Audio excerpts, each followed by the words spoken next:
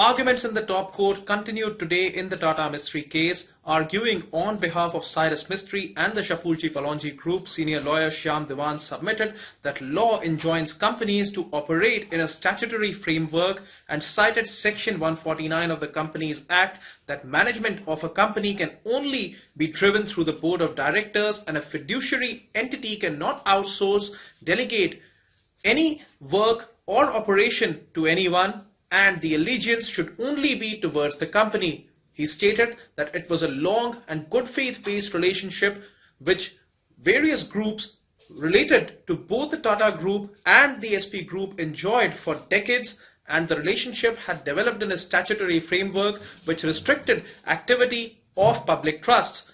He stated that the status of Tatas as a controlling entity affected minority shareholders, employees and group companies adversely, and hence they had to move the tribunal.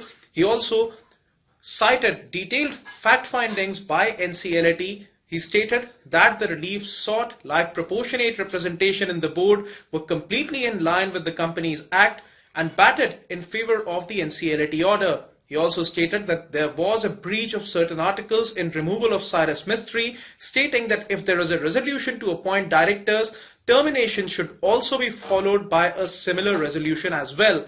He also stated that if a person is torn between allegiance to a company and something else, that person cannot independently act as a director. He stated that both the groups which constituted the Tata Group for nearly 4 decades were represented on board, stating that the Shapoorji-Pallonji Group had a decades-long representation on board which cannot be wished away as far as the facts of the case are concerned. He stated that there was some confusion about governance framework of Tata Sons, and the nomination and remuneration which was given to Cyrus Mistry recognized and appreciated his work right till 4 months before his removal. He stated that none of the board members of companies or the trust ever raised any issues with Cyrus Mistry, who was making efforts to improve corporate governance in Tata Sons. He also stated that there was no agenda in the 24th October 2016 board meeting for removal of Cyrus Mistry, which eventually led to his removal. He stated that no reasons were discussed on his removal, but Ratan Tata was determined to remove him. He also stated that 3 out of 9 directors were new on the board and had attended just 1 meeting.